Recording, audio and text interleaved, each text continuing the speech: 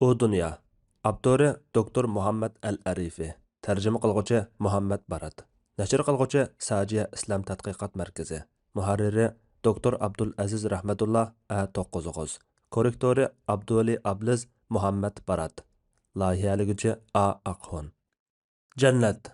Jannat uningga yetish uchun amal qilguvchilar amal qiladigan va mu'minlar bir-biri bilan musobaqalashadigan eng qimmatli arzudir. U oshiqlarning qalblarining ishqidir. Bu jannatga yetish uchun taqvodorlar kechalarni bedor o'tkazadi va din yo'lida yetgan aziyatlarga savr qiladi.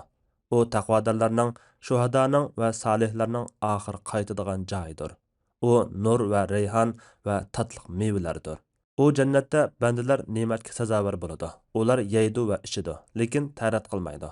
Xushpuroq ishlatadi, mishqirmaydi, kuladi, yig'lamaydi, muqim turadi, safar qilmaydi, davomli yashaydi va o'lmaydi. U jannatda yuzlar kulib turadi va xushalliq yig'ib turadi.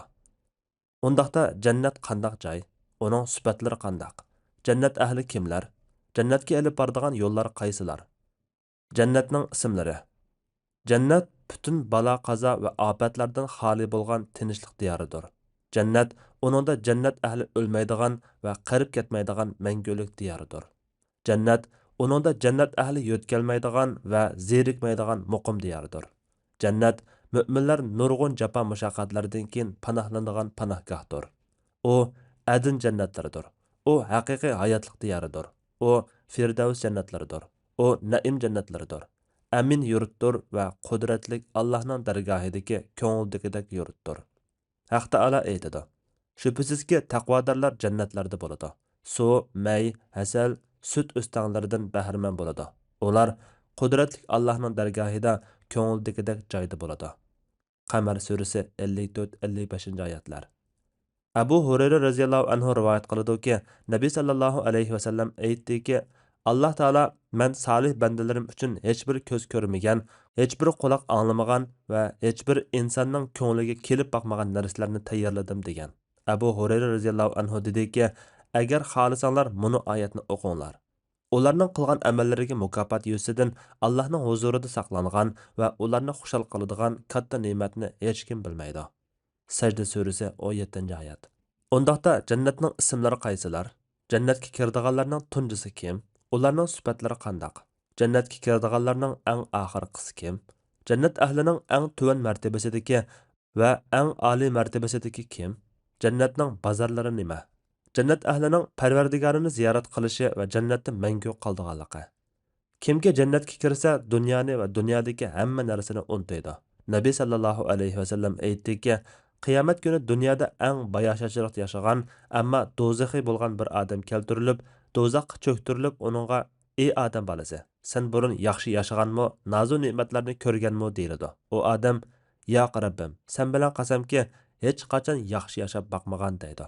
Dunyoda eng jafo mushaqqatda yashagan, ammo jannati bo'lgan bir kishi keltirilib, uni jannatga kirgizib, uningga: "Ey odam bolasi, sen burun qattiqchilik, jafo mushaqqat tortganmi, beshingdan qattiqchilik o'tganmi?" deyiladi. U: "Yo'q, Alloh bilan qasamki, men qiyinchilik tortib boqmadim. Men qattiqchilikni beshimdan o'tkazmadim" deydi. Ashabilar jannatga ishtiyoq bog'laydi va jannatga kirsa, kirgandan keyingi o'zlarining ahvoli haqida tafakkur qiladi. Biri Nabiy sallallohu alayhi vasallamdan so'rab: "Ey Rasululloh, jannatda ot bormi?" degan edi. U zot: "Agar Alloh seni jannatga kirgizsa, sen qizil yaqutdan bo'lgan bir otga mindirilib, uning bilan xohlagan yeringga uchsan" dedi. Yana bir odam kelib so'rab: "Ey Rasululloh, jannatda tugi bormi?" degan edi. U zot: "Agar Alloh seni jannatga kirgizsa, jannatda sen uchun ko'ngling tortgan va ko'zing huzurlanadigan narsalar bo'ladi" dedi. Yana bir kuni bir Arabiy Nabiy sallallohu alayhi vasallamning yoniga kelib: "Ey Rasululloh, haqiqatan men otni yoqtiraman. Jannatda ot bormi?" degan edi. U zot: "Agar jannatga kirgizilsang, sana ikki qanotliq bir yaqut ot keltiriladi. Uningga mindirilasan. Andan uning bilan xohlagan yeringga uchsan" dedi. Duo. Ey Alloh, biz sendan jannatni so'raymiz. Sana sog'inib, do'zaxdan panohlik tilaymiz. Amin. Jannatga qiziqtirish. Bir odamning nafsi bir narsaga qancha qiziqib ishtiyoq bog'lasa, uni qo'lga keltirish uchun shuncha tirishadi. Alloh taolo bandalariga jannatni sifatlab chiroyli ko'rsatdi. Ularni bu go'zal makonga chaqirdi va rag'batlantirdi. Bir kuni Nabiy sallallohu alayhi vasallam ashablariga mundoq dedi: Rostchilik bilan jannat uchun tirishchilik ko'rsatadigan biror kim yo'qmi? Chunki jannat benazir joydir. Kabening Rabbi bilan qasamki, u oliy, ofatlardan salomat va go'zal diyorki, shodlik, ko'rkamlik va mangulik hayotdagi chaqnab turgan nurdir. Larzan langshaydigan ko'klamdir. Bahaybat saroylardir. Yaqin o'stanlardir. Pishqan sanoqsiz mevalardir. Sohibjamal jubdir va nurg'un qur kiyimdir. Ashablar, ey Rasululloh, biz jannat uchun rostchilik bilan tirishchilik ko'rsatganlarimiz deganida u zot Alloh xolisa danglar dedi. Andin jihodni zikr qildi va uningga qiziqtirdi. Nabiy sallallohu alayhi vasallam Alloh taolaning jannatni solih bandalarga tayyorlaganligi va zinnatlaganligini bayon qilib aytadi. Alloh taolo "Men solih bandalarim uchun hech bir ko'z ko'rmagan, hech bir quloq anglamagan va hech bir insonning ko'ngliga kelib boqmagan narsalarni tayyorladim" degan. Hadisni rivoyat qilgan Abu Hurayra radhiyallohu anhu dediki, "Agar xohlasanglar, buni oyatni o'qinglar.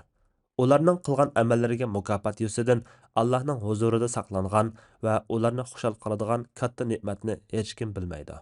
Sajda surasi 17-oyat. Ularning yo'llari o'rin ko'rpilaridan yiroq bo'ladi. Alloh taolo jannat ahli jannatni qo'lga keltirish uchun amal qildiganligi va tirishadiganligini bayon qilib berdi. Sahil ibn Said radhiyallohu anhu aytadi: "Men Rasululloh sallallohu alayhi vasallamning bir so'rinida bo'ldim. U zot so'rin oxirlashgan qadar jannatni sifatladi. Oxirida jannatda hech bir ko'z ko'rmagan, hech bir quloq anglamagan va hech bir insonning ko'ngliga kelib boqmagan narsalar bor" dedi. Andin bu oyatni o'qidi. Ularning yo'llari o'rin ko'rpidan yiroq bo'ladi. Ya'ni ular kechasi ibodat qilib oz uxlaydi. Ular Parvardigorining azobidan qo'rqib, rahmatini umid qilib, uningga duo qiladi. Ularga biz rizq qilib bergan narsalardan yaxshilik yo'llariga sarf qiladi. Ularning qilgan amallariga mukofot yusidan Allohning huzurida saqlangan va ularni xushal qiladigan katta ne'matni hech kim bilmaydi. Sajda surasi 16-17-oyatlar.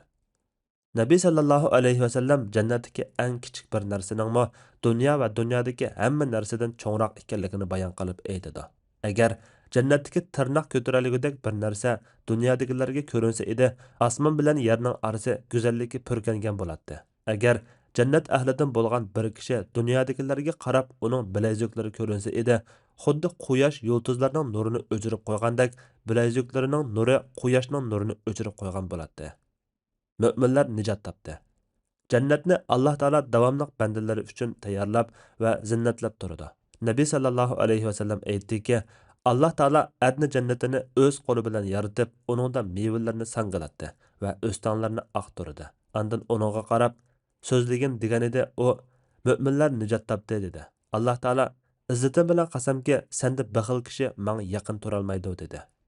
Nabiy sallallohu alayhi vasallam yana aytadi: "Haqiqatan sizlarning biringlarning yasining miqdorichilik yoki qamchisining uzunliqchilik jannatdagi o'rni dunyo va uningdagi barliq narsadan yaxshidir. Navoda jannat ahlidan bir ayol zamin ahliga qaraydigan bo'lsa, albatta ikkisining jannat bilan zaminning arliqini yo'rtiyotgan, albatta ikkisining arliqini xushpuroq to'shqizayotgan bo'ladi. Haqiqatan uning ro'milimi dunyo va uningdagi narsalardan yaxshidir." Ibn Abbas radhiyallohu anhuma jannatdagi narsalar dunyodagi narsalarga faqat ismidala o'xshaydi degan. Bu jannatning ne'matlaridir. Jannatda mevalar dunyodagi mevalarga ismlarida o'xshashdir. Masalan, jannatdami anjur, uzum qatorliqlar bor. Lekin bu mevalar jannatda ko'rinishi bek go'zal, bek siliq, bek ta'mlik, elish bek oson va bek yeyishlik bo'lgan mevalardir. Ishtiyoq. Jannatga ishtiyoqi borlar bormi? Bu so'zni anglagan mu'min tirishib amal qiladi. Jannatga elib boradigan yo'llar. Taqvodorlar jannat ahli bo'lib, ular harom ishlardan yiroq turishga, taat ibodatlarni o'rindashga yirisman kishilardir. Ibodat bo'lsa, bandalarga qilingan bir turlik taklifdir. Agar bandaning iymoni kuchli bo'lsa, nafsining shahvatidan g'olib keladi. Parvardigorining buyruqlarini cho'ng biladi, taat ibodatlarni bejandil o'rindaydi va harom ishlardan yiroq turadi. Bandani jannatga elib boradigan yo'llar ko'p bo'lib, oyat hadislarda bu yo'llar bayon qilingan. Undaqda bu yo'llar qaysilar? Bu yo'llarning eng afzali qaysi? Kishilarni bu yo'llarga qanday da'vat qilamiz? Nabiy sallallohu alayhi vasallam jannat nafs yoqtirmaydigan narsalar bilan, do'zax havoyi havas bilan o'ralgan degan. Mu'min odam o'z nafsining havoyi havasidan g'olib kelib, Parvardigori iroda qilgan ishlarni o'z irodasining oldiga qo'ydi. Nabiy sallallohu alayhi vasallam jannatga ilib boradigan ko'p yo'llarni zikr qilgan bo'lib, bu yerda uning bir qismini zikr qilamiz. Birinchi, Alloh yo'lida jihad qilish. Jihad qilish islomning eng yuqori cho'qqisi va anbiyalarning sunnatidir. Kimki jihad qilmay va ko'nglida jihad qilishni o'ylamay o'lib ketsa, nifaqning bir parchasining ustida o'lib ketgan bo'ladi. Haq Taala aytadi: "Sizlarga jihad farz qilindi, holbuki sizlar uni yoqtirmaysizlar. Sizlar biror narsani yoqtirmasliklaringiz mumkin, ammo u sizlar uchun foydalidir. Sizlar biror narsani yoqtirishinglar mumkin, ammo u sizlar uchun ziyonlidir. Sizlarga nimaning foydali ekanligini Alloh biladi. Sizlar bilmaysizlar. Shuning uchun Alloh buyurganiga aldiranglar." Baqara surasi 216-oyat. Alloh taolo jihad qilg'uvchilarga jannatni va'da qilgan bo'lib, bu vaqtda Nabiy sallallohu alayhi vasallam aytganki, Alloh o'zining yo'lida chiqqan odamga kepil bo'ldi. U kishi faqat mening yo'limda jihad qilish uchun va menga iymon aytganligi, anbiyalarimga ishonganligi uchun chiqdi. Shunlashqa men uni jannatga kirgizishga yoki chiqqan uyga ajr va g'animatga erishgan holatida qaytarishga u kishiga men kepilman. Muhammadning jini ilkida bo'lgan zot bilan qasamki, Alloh yo'lida yaralangan har bir yara qiyomat kuni yaralangan chog'dagi holatida rangi qonning rangida, purqi iparning purqida keladi. Muhammadning jini ilgida bo'lgan zot bilan qasamki, agarda ummatimga mushkul bo'lishini demasam, Alloh yo'lida atlangan har qanday qo'shindan qilib qolmagan bo'lardim. Lekin ularni jabdush imkoniyatim yo'q. Ularning imkoniyati yo'q bo'lg'achqa, men atlansam ularga men bilan birga chiqmaslik og'ir keladi. Muhammadning jini ilgida bo'lgan zot bilan qasamki, haqiqatan men Alloh yo'lida o'ldirilib, andan yana tirildirilib, andan yana o'ldirilib, andan yana tirildirilib, andan yana o'ldirilsamkan deb arzu qilib qoldim. Ikkinchi, musibatlarga sabr qilish va Allohning taqdiriga rozi bo'lish. Bu Alloh taolaning maxluqotlariga qilgan rahmatidir. Alloh taolo bandalarni sinab balo qazo bersa, bu balo qazoni ularning jannatga kirishining yo'li qilib berdi. Alloh taolo aytadi: "Ey mu'minlar jamoasi, Alloh sizlardan haqiqiy jihad qilganlarni va jihadning jafo mushaqqatlariga chidag'uvchilarni bilmay, ya'ni ayrimay turib, faqat og'zinglarda iymon aytdiq deyish bilan jannatga kirishni o'ylamsizlar." Ali Imron surasi 142-oyat.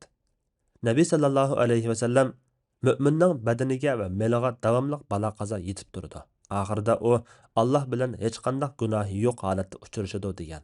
Demak, kimki kasallik, fiqirliq, bolalarning o'lib ketishi, turmaga kirib qolish va uningdan boshqa dunyoning musibatlariga sabr qilsa, bu musibatlar u kishining xatoliklariga kaforat bo'ladi va yaxshiliklarni ko'paytiradi. Uchinchi, yaxshilikqa buyurib yomonlikdan to'sish. Bu insonning nafsiga og'ir keladigan bir ibodatdir. Ba'zida bu ibodatni qilgan odam uchun aziyat yetib qoladi. Shuning uchun Alloh taolo Luqmonning o'g'liga qilgan nasihatini naql keltirib aytadi: "Ey o'g'ilchiqim, namozni vaqtida ta'dil arkan bilan o'qig'in. Kishilarni yaxshilikqa buyurg'in, yomonlikdan to'sqin.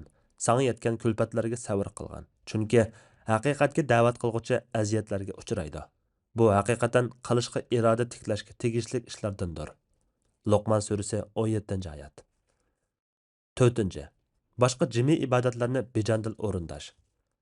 Allohga kamtarlik bilan qo'lchilik qilmaydigan odam islom dini bizni buyurgan namoz, zakot, ro'za va hajga o'xshash ibodatlarning bandiga bir oz mushaqqat keladiganligini his qiladi. Lekin bu katta ajr beriladigan ibodatlardir.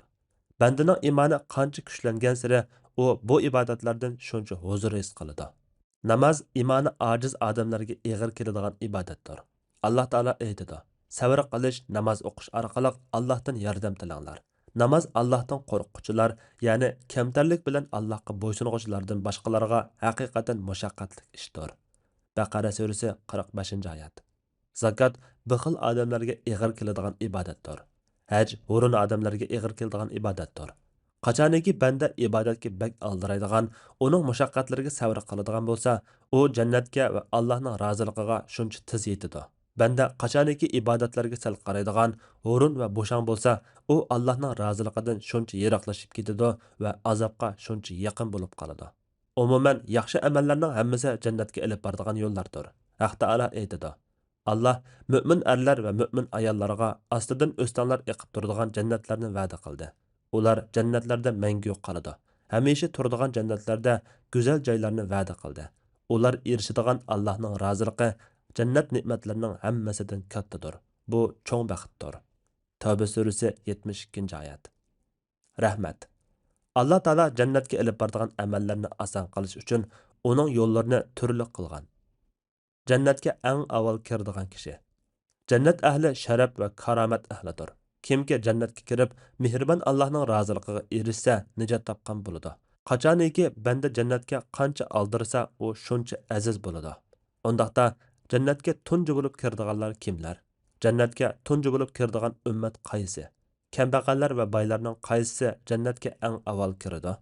Jannatga oldirash mu'minlarning yo'li va Alloh taolaning birligiga ishonganlarning g'oyasidir.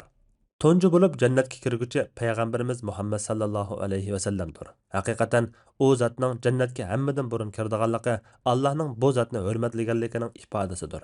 Bu zot jannatning darvozasi ochiladigan tunji insondir. Man qiyomat kuni anbiyalarning ichida agashkuchilari eng ko'p bo'lg'uchidirman. Man jannatning darvozasini chekkuchilarning eng avvaliman degan. Yana deganki, men qiyomat kuni jannatning darvozasiga kelib, ochilishni talab qilaman. Jannatga muakkal farishta, sen kim deydi? Men Muhammad deyman. Farishta, sana etishga buyurildim. Sendan ilgari hech biriga etib bakmagan edim deydi. Jannatga tunji bo'lib kiradigan ummat bizning ummatimizdir. Bundaq bo'lishi Muhammad sallallohu alayhi va sallamning ummati eng oxirgi ummatdir. Bu ummat jannat ahlining ko'pchiligidir va qiyomat kuni boshqa ummatlar ustidan guvohchidir. Balki bu ummat yana qiyomat kuni ilgirki anbiyalar uchun ularning qavmlariga Alloh taolaning dinini yetkazganligiga guvohlik berdi. Nabiy sallallohu alayhi va sallam biz dunyoga eng orqada kelib, qiyomat kuni eng oldida turg'uvchilarmiz. Biz jannatga eng avval kirguchilarimiz degan. Ummatimizdan jannatga eng boshda kirguchi Abu Bakr radhiyallohu anhudir. Bundaq bo'lishi Abu Bakr radhiyallohu anhuning sharafli bo'lganligi, yo'lboshchi bo'lganligi, diniga yordam berganligi va jinini, milini, hayotini Allohning roziligi uchun ataganligi, shundaqla Nabiy sallallohu alayhi va sallamning uni yaxshi ko'rganligi va uni ko'p madhiyalaganligi uchundir. U Nabiy sallallohu alayhi va sallamning g'ardagi hamrohidir. Yana hayotida va o'limidan keyinmi u zotning hamrohi bo'lgandir. Nabiy sallallohu alayhi va sallam Jibril yanımga kelib qo'limni tutdi va menga ummatimdan kirdigan jannatning darvozasini ko'rsatdi deganida Abu Bakr: "Ey Rasululloh, menmi jannatning darvozasiga qarashim uchun sizlar bilan birga bo'lgan bo'lsamchu" deb arzu qilib qoldim deganida u zot: "Ammo sen ey Abu Bakr, ummatimning ichida jannatga kirdiganlarning tunjisisan" dedi. Fiqir muhojirlar eng burun jannatga kirguchilardir. İslam ümmeti qiyomat kuni eng burun qayta tirilib zimmadan qopquchilardir va mahsharda eng burun hammadan ustun o'ringa ilgari bo'lguchilardir. Shundaqla arishning soyasiga eng burun kelguchilardir. Aralarida eng burun hukm chiqarilguchilardir. Pilsiratdan eng burun o'tib ketguchilardir va jannatga eng burun kirguchilardir. Bu ummatning eng kattalari Nabiy sallallohu alayhi va sallamning ashablaridir. Ashablarning eng kattalari diniga yordam berish va olimlarning parvardigori Allohga ibodat qilish uchun mollarini va jonlarini atagan, ahlidan va yurtlaridan ayrilgan muhojirlardir. Haq taolo aytadi: "Iymon aytganlarning, hijrat qilganlarning va mollari ham jonlari bilan Allohning yo'lida jihad qilganlarning darajasi Allohning dargohida eng kattadir. Ana shular savob tepish bilan maqsadga erishuvchilardir." Parvardigori ularga o'zining rahmati, roziligi va jannatlari bilan xush xabar beradi. Ular jannatlardan mangulik ne'matga erishadi. Ular jannatlarda mangu qoladi. Shubhasizki, Allohning dargohida ularga katta savob bor. Tavba surasi 20-oyatdan 22-oyatlargacha. Allohning yo'lida hijrat qilganlarga, ondan jihad qilib o'ldirilganlarga yoki kasal bilan o'lganlarga Alloh cho'qim yaxshi rizq, ya'ni jannatning mangulik ne'matlarini ato qiladi. Rizq berguvchilarning eng yaxshisi haqiqatan yolg'iz Allohdir. Alloh ularni albatta ular mamnun bo'ladigan joyga, ya'ni jannatga kirgizadi. Alloh haqiqatan ularni mamnun qiladigan narsalarni bilguchidir, halimdir. Ya'ni ularning dushmanlarini jazolashga oldirab ketmaydi. Haj surasi 58-59-oyatlar. Nabiy sallallohu alayhi va sallam Allohning maxluqotlaridan jannatga tunji bo'lib kirdiganlarni bilamsizlar deganida ashablar Allah va uning payg'ambari obdan bilguchidir dedi. O zot Allohning maxluqotlaridan jannatga tunji bo'lib kirdiganlar fiqir muhojirlardirki, ular bilan chegaralar qo'g'diladi. Yomonliklarning oldi elinadi va ularning biri millining oz bo'lganligi uchun ko'nglidagi narsaga erisholmay vafot bo'lib ketadi. Allah xolagan farishtalarga ularning yoniga beringlar va ularga salom qilinglar deydi. Farishtalar: "Ey Parvardigorimiz, biz sening osmonlaringning aholisi va sening maxluqotlaringning yaxshilari tursak, bizni ularning yoniga berib salom qilishimizga buyurumsan deydi. Allah haqiqatan ular shundoq bandalarki, menga hech narsani sherik keltirmay ibodat qilgan, ular bilan chegaralar qo'dalgan, yomonliklarning oldi olingan edi va ular ko'nglidagi narsaga erisholmay vafot bo'lib ketgan edi deydi. Bu chaqda farishtalar ularning yoniga hamma darvozalardan kirib, savrni do'st tutganliginglar uchun sizlarga omonlik bo'lsin. Oxiratlikning yaxshi bo'lishi nima degan obdan deydi. Ra'd surasi 24-oyat. Demak, ular jannatga eng avval kiradigan kishilardir. Jannatga eng avval kiradigan kishilarning sifatlari. Nabiy sallallohu alayhi va sallam bizga xushal bo'lishimiz va qiziqishimiz uchun jannatga eng avval kiradigan jamoatning sifatlarini so'zlab berdi. Allohdan bizni ularning qatoridan qilishini so'raymiz. Amin. Nabiy sallallohu alayhi va sallam aytdiki, jannatga kiradigan tunji jamoatning surati oy to'lgan kechasidagi to'lin oyning suratida bo'ladi. Ular jannatda tukurishmaydi, mishqirishmaydi va tarat qilishmaydi. Jannatda ularning qochisi oltindan, tag'oqlari oltin bilan kumushdan, isiriqdonlardagi yiqilg'ulari ud hindi, tarlari mushk bo'ladi. Ularning jannatdagi erlarning har birining go'zalligidan pojoqlarning yeliki sirtidan ko'rinib turadigan ikkidan hurpari ayoli bo'ladi. Ahli jannat orasida ixtilof, o'ch adovat degan narsa bo'lmaydi. Ularning dillari bir odamning dilidek bo'ladi. Ular atigan oqshomda Allohga tasbih aytib turishadi. Jannat ahli yeydi va ichidi. Undaqda nima uchun tahorat qilmaydi? Jannat ahlining yeməklari manfaat, lazzat va mo'tadillikning eng yuqori chekida bo'lib, uningda dunyoning yeməkliklariga o'xshash chiqarindilar bo'lmaydi. Balki jannatning yeməkliklaridan tar paydo bo'ladigan bo'lib, bu tar ularning terilaridan eng xushpuroq holatda chiqadi. Ahli kitobdan biri Nabiy sallallohu alayhi va sallamning yoniga kelib, "Ey Abul Qasim, sen jannat ahli yeydi va ichidi demsan?" deganida u zot shundoq. Ularning biriga yeyish, ichish va jima qilishda 100 odamning quvvati beriladi dedi. U odam yegan va ichgan odam hojat qiladi. Albuki jannatda aziyat chiqarish yo'qdir deganida u zot ularning hojati tar bo'ladi. Bu tar ularning terilaridan iparning puruqidek chiqadi. Andan yegan ichganini hazm qilib bo'lgandan keyin qo'rsiq kichiklaydi dedi. Jannatga eng avval kiradigan 3 turli kishi. Amallarni qilib jannatga eng avval kiradiganlarni Allah hurmatladi. Ular Allahning roziligi uchun jinini atab, Allah yo'lida shahid bo'lgan kishi, Parvardigoriga yaxshi ibodat qilgan va Xudoyinining haqqini eng mukammal ravishda ado qilgan qul va savob umid qilib, tirishib pul tepib, oila tavobatga sarf qilgan kishidir. Nabiy sallallohu alayhi va sallam aytdiki, "Menga eng avval jannatga kiradigan 3 turli odam ko'rsatildi. Shahid, Parvardigoriga yaxshi ibodat qilgan, shundaqla Xudoyiniga samimiy bo'lgan qul va bola chaqaloq o'zi muhtoj turibmi kishilardan narsa tilamaydigan kishidir." Izzatlash. Payg'ambarimiz Muhammad sallallohu alayhi va sallam anbiyalarning sardori va tuganchisi bo'lganlik uchun jannatga kirguvchilarning eng avvali bo'lishga loyiq bo'ldi. Jannatga eng oxirida kiradigan kishi. Jannat ahli jannatga kirishda farqli bo'ladi. Ularning bir qismi boshda, bir qismi keyin kiradi. Ilgirki bobda so'zlaganimizdek, jannatga eng avval kirguvchi zot Nabiyimiz Muhammad sallallohu alayhi va sallamdir. Undaqda jannatga eng oxirida kiradigan odam kim? Uning vaqaligi nima? Jannat xushalliq va ne'mat diyori bo'lib, uningga kirgan kishi dunyodagi keslanini, musibatini, fiqirliqini, turma azobini, satlikini, uchirgan zulmni unutib ketadi. U yerda mol dunyo to'plash, mansabni o'stirish, kasalni saqaytish, turmadan xalos bo'lish, uy imorat selish va dushmandan qo'rqish degandek g'am qayg'ular bo'lmaydi.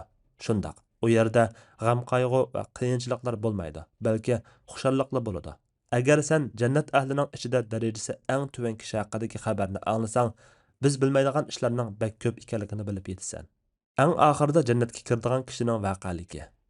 Nabiy sallallohu alayhi va sallam aytdiki, hammaning oxirida jannatga kiradigan kishi goh mengib, goh putlashib, goh yuzi do'zax o'tida pushlanib yurib o'tadi. Uningdan o'tib bo'lgandan keyin uningga qarab, "Meni sendan qutuldiradigan Alloh ustundir. Alloh ilgirkilardan va keyingilardan hech biriga bermagan ne'matni menga berdi" deydi. Uningdan keyin uningga bir daraxt ko'rsatiladi. U, "Ey Rabbim, meni bu daraxtga yaqinlashtirgan. Men uning soyasidan soyida olay, buluqining suyidan ichib olay" deydi. Alloh uningga, "Ey odam bolasi, agar sana uni bersam, mendan yana boshqasini so'rarsan" deydi. U kishi, "Yo'q, so'ramayman ey Rabbim" deb ahdi beradi. Ammo Allah uning sabr qilolmaydiganligini bilganlik uchun o'zirisini qabul qiladi va uni daraxtga yaqinlashtiradi. U kishi daraxtning soyasi ostida soyidaydi va uning suyidan ichidi. Andın u bandiga oldinqisidimi go'zal bir daraxt ko'rsatdi. U: "Ey Rabbim, meni bu daraxtga yaqinlashtirgan. Men uning soyasidan soyidib olay, bulqining suyidan ichib olay" deydi.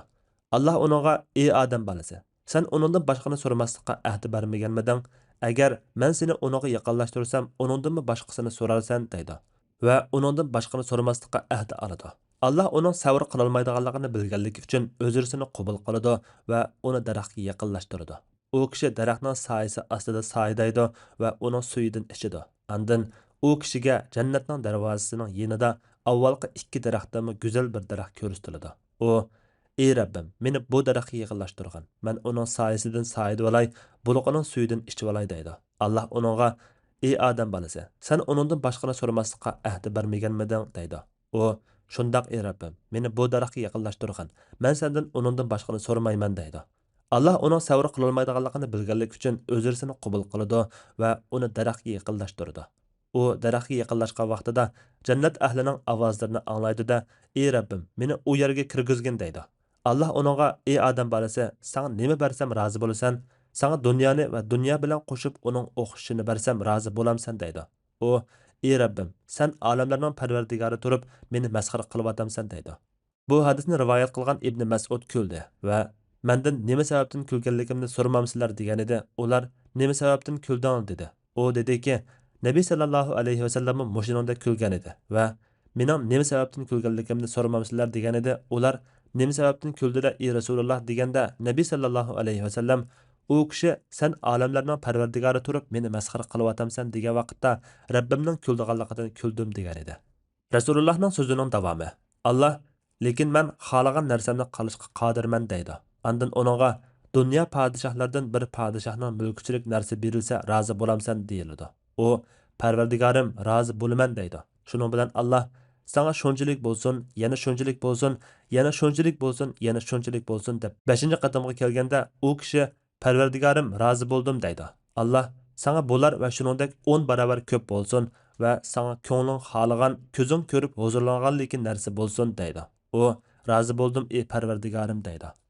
Yana bir rivoyatda mundaq kelgan. Uningdan keyin Alloh u bandasiga: "Ey bandam, so'rg'in" deydi. U banda: "Ey Parvardigorim, meni kishilarning qatoriga qo'shqin" deydi. Alloh taolo: "Kishilarning qatoriga qo'shilg'in" deydi. Shuning bilan u banda jannatda ildam mangadi.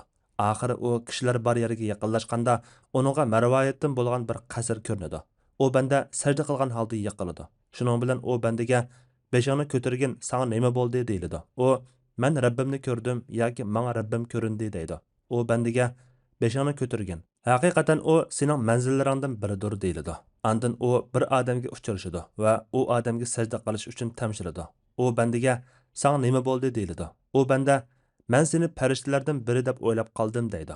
U odam uningga: "Haqiqatan men sening muakkallaringdan bir muakkaldirman va sening qo'llaringdan bir qo'lman" deydi. Bu banda uning oldida mangadi. Oxiri uningga bir qasr ochiladi.